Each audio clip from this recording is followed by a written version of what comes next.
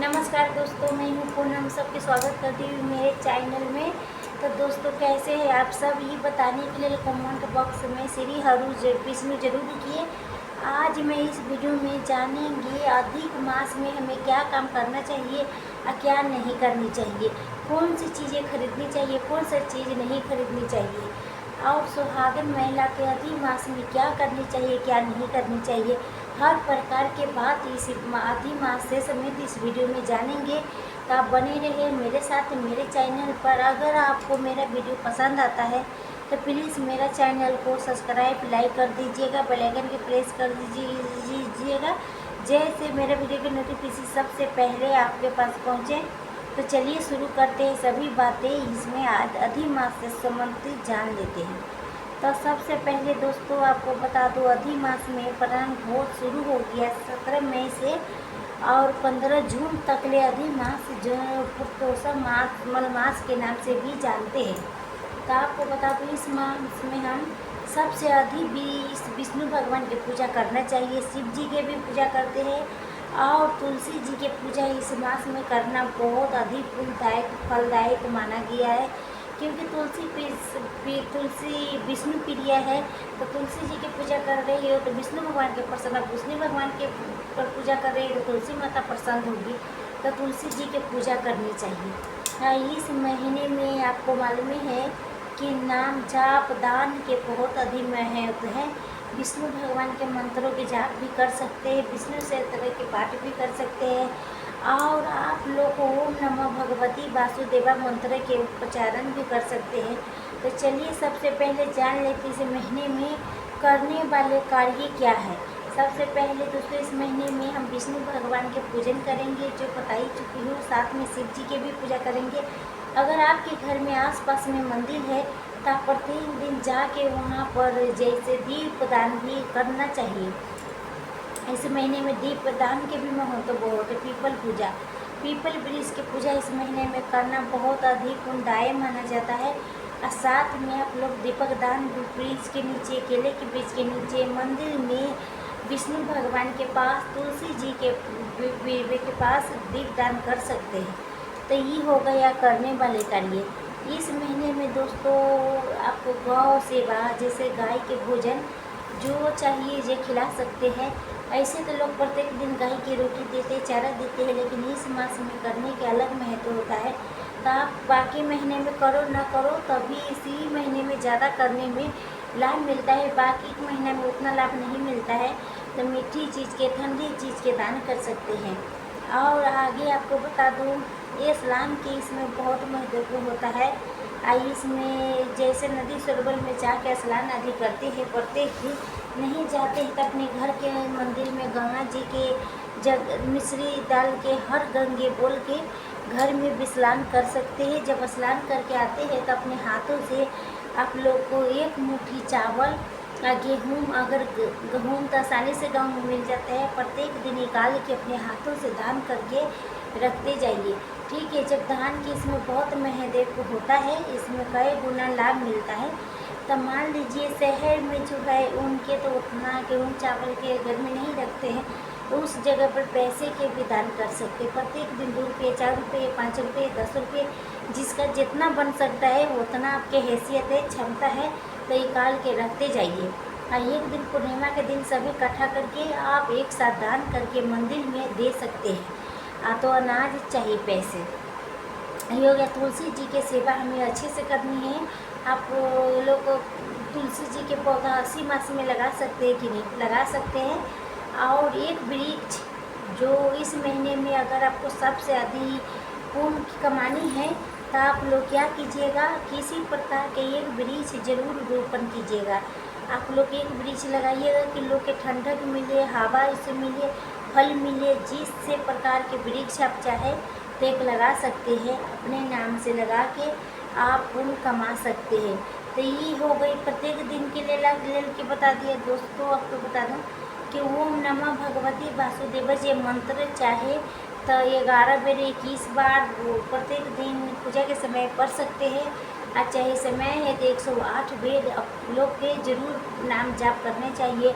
अब मान लीजिए आपके घर में कोई बड़े बुजुर्ग है तो उनके बोल दीजिए 108 बेर पर कोई चना मटर गिन के दे दीजिए कि बैठे बैठे आपके घर में मंत्र उच्चारण करते रहे, जिससे आपके घर में भी मतलब बहुत अधिक लाभ मिलता है, शुभ माना जाता है।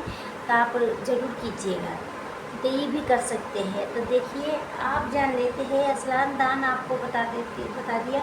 इस महीने में आप लोग पूछ रहे हैं कि जैसे तीर्थ धाम जा सकते कि नहीं जा सकते हैं, कि किसी पूजा पाठ कर सकते हैं, कहीं भी जा सकते हैं, इकट्ठा करवा सकते हैं, अपने घर में आप अभिषेक करवा रही है, पाठ कुछ कर सकते। पूजा पाठ में कोई रोक टोक नहीं है। एक मतलब पूजा पाठ के दिन नहीं करवाते, अधिक मास में पूजा नहीं करती है, लेकिन ऐसा कोई नियम नहीं है। अधिक मास में पूजा पाठ कर सकते हैं, कथा कहलवा सकते हैं, सभी प्रकार के पूजन पाठ इसमें कर सकते हैं। कोई वर्जित नहीं माना गया है। पूजा से सारे काम, पूजा से संबंधित आप सब कुछ खरीद सकते हैं। प्रतिदिन पूजा के कोई सामान आप लोग ले सकती है। आप किसी मंदिर में आप लोग को अगला नियम क्या है, किसी मंदिर में आप ध्वजा के दान कर सकते हैं, जैसे घी के पैकेट के, तिल के पैकेट का, तिल के तेल, ये सब दिया बत्ती करने के लिए दान कर सकते हैं। देवी देवता के वस्त्र के दान कर सकते हैं। तो आप दान करने के लिए सबसे अधिक से सर्वश्रेष्ठ मास माना गया है। तो ये हो गई करने वाले कार्य। आप दोस्तों आपकी सबसे छोटी सी रिक्वेस्ट है, वीडियो पसंद आता है तो एक छोटी सी लाइक कर दीजिएगा। एक छोटी सी लाइक से हमें बहुत पढ़ना हिम्मत मिलती है, तो ज़रूर कीजिएगा। आप सामने से तो देखना दोस्तों। तो आजकल का सबके घर में टाइम नहीं मिलता है, गर्मी का मौसम है, तो शाम में तो समझिएगा गर्मी है, इतना नहीं टाइम मिलता वीडियो बनाने के। तो फिर भी आप बने रहे, कौन सा कार्य हमें नहीं करनी चाहिए।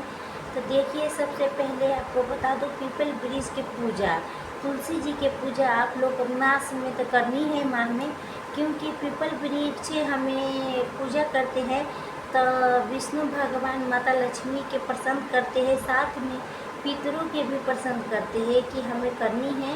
और रविवार मंगलवार के दिन छोड़ के तब आप लोग पूजा कीजिएगा। प्रत्येक दिन जाके जल सींच सकते हैं कच्चा दूध पीपल में वृक्ष में। सुहागन महिला के लिए बता दो, पूछते हैं ना सुहाग की चीज़ खरीद सकते कि नहीं। तो देखिए बहुत ज़्यादा ज़रूरत हो तभी खरीदिएगा। किसी तीर्थ स्थल पर आप गए हैं तो खरीद के रख सकते हैं, ज़रूरत हो तो देवी देवता के चढ़ा के तभी पहन सकते हैं। लेकिन ज़रूरत ना हो तो ना नया निकाले, ना खरीदे, लेकिन रुक जाइए, 15 जून के बाद ही आप कर लीजिएगा।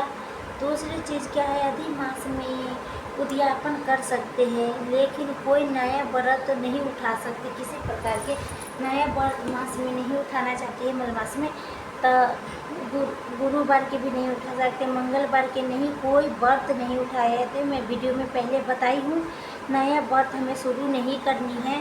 तो उसमें एक चीज़ बता दूँ कि उद्यापन मान लीजिए सप्ताह में कोई व्रत रखे हैं तो उद्यापन आप कर सकते हैं। आप अधिक मास के बाद हमें कोई नया व्रत नहीं उठाएंगे और अधिक मास में हमें नहीं उठाएंगे। अभी हो गया क्लियर दोस्तों। अगला कार्य ये नहीं करनी है, शुभ मंगली कार्य। ये कोई बड़ा सा, जैसे आप लोग के कोई प्रॉपर्टी लेना है, चाहे आपको मान लीजिए भूमि पूजन करना है, जनेऊ मुंडन, ये सब कार्य आप लोग थोड़ा सा रुक जाइए, उसके बाद ही कीजिएगा। शुभ मंगली कार्य तो नहीं होगा, लेकिन मान लीजिए स्टडी करानी है तो ज़रूरत है, उसके बिना नहीं हो सकता, तभी कराइएगा। और नया वाहन भी लेना है तो रुक जाइए, उसके बाद ही लीजिएगा, बीत जाने के बाद। अब चलिए आगे जान लेते हैं कि सिंदूरा भी निहोरा सिंदूर शादी के लिए अपना ले। सोना चांदी भी ज़रूरत ना पड़े विवाह शादी के लिए। अगर मान लीजिए रुक जाते तो रुक जाइए, अधिक मास में नहीं खरीदनी चाहिए, उसके बाद आप 15 जून के बाद ले सकते हैं। ये हो गया। अब चलिए झाड़ू भी अधिक मास में अगर चलने लायक है तो ज़रूर चलाइएगा। अधिक मास में झाड़ू न खरीदे तो और अच्छे। लक्ष्मी माता के स्वरूप माना गया झाड़ू के। मान लीजिए टूट गया है, चाहे झाड़ू खराब हो गई है, उसके बिना नहीं चल रहा है तो कोई बात नहीं, भगवान से माफ़ी मांग के ले सकते हैं। अब ये भी क्लियर हो गया। अब देखिए दोस्तों अगला कार्य आपके क्या करना है। अधिक मास में महिला चाहे तो अपना हेयर कटर ना कटवाए, थ्रेडिंग नहीं करवा सकते, बाकी सारे काम करवा सकते हैं। हेयर कट बचले तो बचना चाहिए। मानने वाला के लिए बहुत कुछ है, ना मानने वाला के लिए कुछ भी नहीं है। तो आगे आपकी अब इच्छा है, आपको मर्जी है, क्या कर सकते क्या नहीं कर सकते। सोना चांदी और जैसे टीका नथिया मंगलसूत्र इस टाइप के गहने और ज्वेलरी हमें नहीं खरीदनी चाहिए इस महीने में। आप लोग ध्यान रखिएगा। और हेयर कट भी बचे तो बचाइए, ज़रूर बचाइएगा, मत कीजिएगा। आप यही सब कार्य नहीं करने वाले हैं और नया व्रत बिल्कुल नहीं उठानी है। आशा करती हूँ सब कुछ मैं आप चीज़ के समझा दी हूँ। अभी सभी बातों के ध्यान रखिएगा। तो आशा करती हूँ सब कुछ बता दी, करने वाली भी कार्य बता दी, आप लोग नोट करके रख लीजिएगा। नहीं करने वाले भी कार्य आपके बता दी। लेकिन आप लोग कहते बच्चे के एडमिशन करा सकते हैं कि नहीं, बच्चे के बुक ड्रेस ले सकते हैं कि नहीं, बर्थडे मना सकते कि नहीं। तो जी मना सकते, सारे काम ये कर सकते हैं। जिसके शादी के साल गिरा है तो वो भी कर सकते, वो नहीं ना बाद में होगा। एडमिशन थोड़ी रुकेगा, शादी की सालगिरह है, बच्चे के जन्मदिन है, वो सब मना सके। कोई नया कार्य है तो नहीं कर सकते हैं, लेकिन आप लोग कर सकते हैं। जैसे बच्चे के छठी वगैरह, मान लो बच्चे के जन्म होता है तो छठी वगैरह थोड़ी रुक सकते हैं, उसका एक दिन निश्चित रहता है, तो वो सभी कार्य हम करेंगे। लेकिन बचने लायक है वो मान लीजिए जो बताई हो तो ज़रूर बचाइएगा। अब बेड के